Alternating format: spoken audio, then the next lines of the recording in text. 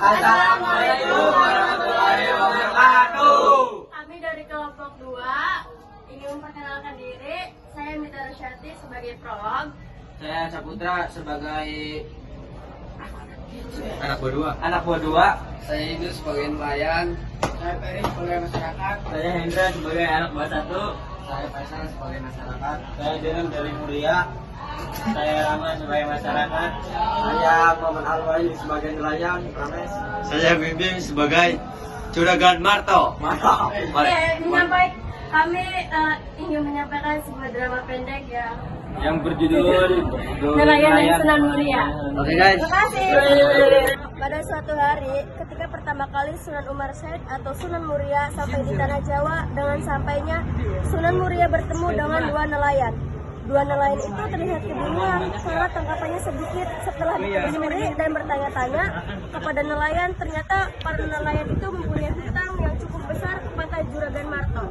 Dan Sunan Muria mengusulkan untuk membeli semua ikan tangkapan nelayan-nelayan itu. Namun nelayan itu merasa ragu karena setiap ikan tangkapannya selalu diberikan kepada Juragan Marto untuk membayar utang-utangnya. Dan takut anak buah Juragan Marto menganiaya mereka, Sunan Muria pun menangkap mereka karena tidak perlu takut bahwa Sunan Muria lah yang akan berbicara pada Juragan Marto. Tak beberapa lama, anak buah Juragan Marto pun datang kepada para nelayan itu dan berkata, Teman, hari ini tangkapan kalian sudah cukup lumayan banyak ya. Serahkan kepadaku. Jangan diambil semua kan. Utang sampean sudah terlalu banyak. Tolong deh. Urus. Sabar. Sopo kowe? Ikan-ikan ini sudah milik saya karena ikan ini sudah saya beli. Mas saya gak salah dengar ikan ini milik sampean. Hei Ki, hadapi dulu Juragan Marto. Kalian semua bisa panggil Juragan Marto. Nanti saya yang ngomong sama dia. Sebelum menghadapi Juragan Marto, hadapi kami dulu. Hajar. Akhirnya Sunan Muria dan kedua anak buah Juragan Marto pun berkelahi hebat dan kenyataan Sunan Muria lah yang menang. Sehingga dari itu mendatangkan kemarahan dari kedua anak buah Juragan Marto dan memanggil Juragan Marto untuk menemui Sunan Muria. Juragan Marto itu pun sangat marah kepada Sunan Muria karena telah ikut campur urusan saat menemui Sunan Muria. Juga Juragan Marto menghentikan aktivitas Sunan Muria yang sedang membagi-bagikan ikan yang sudah ia beli dari nelayan. Tadi dan dengan amarahnya Juragan Marto ia berkata, Ikan, jadi ini orangnya. Betul Juragan. Juragan, saya hanya bisa untuk membantu para nelayan ini karena mereka sudah sangat tercekik dengan aturan yang Juragan buat.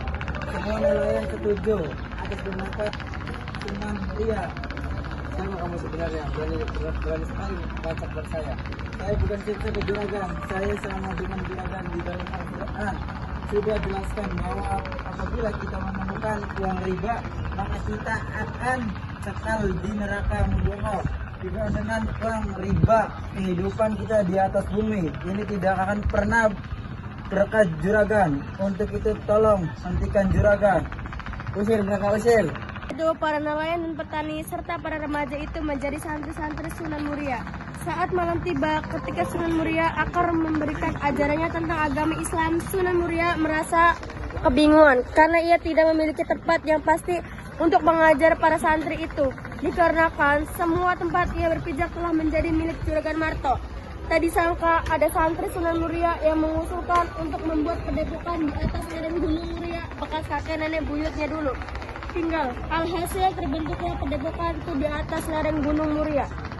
Pada suatu hari ketika Sunan Muria pasar, ia melihat dua orang pedagang yang sedang berkelahi. Dengan pastinya Sunan mendamaikan mereka dan memberi solusi di setiap masalah yang sedang terjadi, dan selalu membawa nama Allah dan Al-Quran hingga membuat para pedagang itu bertanya, Datanglah tempatku di lereng Gunung Muria jika kalian ingin berdiri agama Islam. dan sejak saat itu banyak anak muda yang datang ke lereng Gunung Muria untuk belajar agama Islam kepada Sunan Muria. Selain dakwah dan lembut, Sunan Muria juga berdakwah dengan menggunakan kesenian seperti lagu lir-ilir yang diiringkan alat musik gamelan. Di sisi lain, Juragan Marto yang mendengar hal itu sangat marah karena mengikuti ajaran Sunan Muria yang menurutnya itu adalah ajaran yang sesat. Dan ketika Juragan Marto menyesuaikan ke lereng gunung, Sunan Muria Dia tidak menemukan apapun di sana. Sejauh apapun dia mencari, dia tidak akan pernah menemukannya. Ia hanya mendengar auman harimau yang sedang berkeliaran. Karena ketakutan, Juragan Marto pun terjatuh dari lereng itu. Setelah selesai mengajar di padepokan, Sunan Muria pergi dengan cepat karena sejak kecil Sunan Muria selalu berlatih cepat dan memperdalam ilmu dengan ayahnya, dan kebetulan Juragan Marto pun melihatnya dan mengikuti kemanapun Sunan Muria pergi. Akhirnya kita bertemu juga. Kan jangan coba-coba mempengaruhi warganya ini dengan kata-kata manusia, ajarannya yang sesat. Ajaran saya tidak sesat, Juragan, tetapi Juraganlah yang sesat. Saat ini sedang dijalankan sesuatu. Tingkahku Juragan seperti ekor bulus. Hahaha, aku seekor bulus. Hahaha, coba kau bisa tidak merubahku menjadi bulus. Tidak ada yang tidak mungkin atas seizin Allah. Haha, rubah kami menjadi bulus. Dan terbukti pada akhirnya Juragan Marto dan anak buahnya berubah menjadi bulus. Dan pada saat itu mereka berdua menyadari betapa salahnya mereka dan menyesalnya mereka dengan apa yang telah mereka perbuat. Mereka meminta maaf kepada Sunan Muria agar bisa dikembalikannya seperti semula. Namun Sunan Muria tidak bisa membantunya karena apa yang mereka perbuat itulah balasannya. Maka mereka pun pasrah dengan nasibnya. Mereka dan sejak itu ribat tidak pernah lagi terjadi di kampung itu. Tidak ada salah kata, selebihnya minta maaf. Terima kasih.